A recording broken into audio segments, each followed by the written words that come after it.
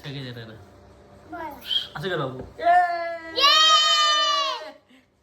Celebration नाही करायचं होतं यावेळेस, पण छोटंसं सेलिब्रेशन मध्ये. तर नमस्कार मंडळी, आज असं एक गोष्ट सांगायची होती, कारण की 9 डिसेंबरला माझा वाढदिवस होता आणि 9 डिसेंबरला वाढदिवस असताना बऱ्याचशा शुभेच्छा मला मेसेजद्वारे, मेलद्वारे किंवा व्हॉट्सअपद्वारे, म्हणजे जे काय ज्या पद्धतीने मला करता आला, बऱ्याच जणांनी शुभेच्छा दिल्या, त्याबद्दल सर्वांच्या आधी धन्यवाद. पण त्यातून दिवस जसा जसा संपत होता तेव्हा असं वाटलं की बड्डे सेलिब्रेशन कसं होतं किंवा काय होतं, तर त्याच्याबद्दल थोडंसं सांगायचं होतं. मला वाटलं की बड्डे सेलिब्रेशन करणं झालं, तर बस झालं की किती बड्डे सेलिब्रेशन करायचा. तर त्याच्यानंतर अचानक बायकोनी संध्याकाळी औक्षण केलं आणि औक्षण केल्यानंतर एक गोड पदार्थ भरवला आणि एक छोटंसं तिने गिफ्ट आणलं होतं आणि ते तिने दिलं मला. पण म्हटलं आता वय मोठं झालं आहे, वय आपण म्हणजे एकदम आता असं वाटतं की आता खूप मोठं झालं की बड्डे सेलिब्रेशन होणे नाही.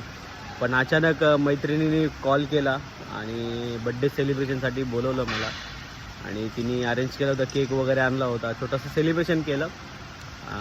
तर हेच सेलिब्रेशन असतं. केक किंवा इतर काही सेलिब्रेशनपेक्षा मला वाटतं की सर्वात महत्त्वाचं असतं ते भेटणं. म्हणजे त्यानिमित्ताने केव्हा होईना आपण एकमेकांना भेटतो, शुभेच्छा देतो, 4-5 तास एन्जॉय करतो आणि गप्पा गोष्टी करून पुन्हा आपल्या घरी जातो. तर ही एक मजा असते ना. भले कुठेही भेटा तुम्ही, घरी भेटा, बाहेर भेटा, पण बड्डेच्या निमित्तानं म्हणा किंवा काही निमित्ताने मित्रमैत्रिणी नक्कीच भेटले पाहिजे आणि छान वाटतं. तर अशा पद्धतीने माझा बड्डे सेलिब्रेट झाला. सो थँक्यू प्रिया, आणि वाईफला पण थँक्यू खूप खूप.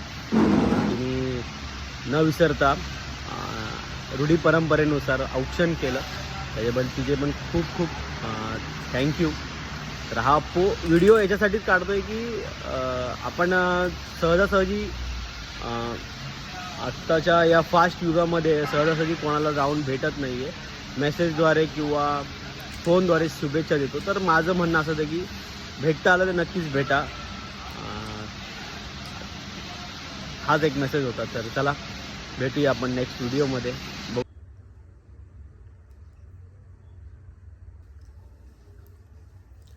बड्डे सेलिब्रेशन आहे, जास्त सेलिब्रेशन नाही करणार आहे. वाईफने माझ्या औक्षण केलं आणि औक्षणानंतर छोटंसं गिफ्ट आणलं वाटतं तिने, काय बघूया.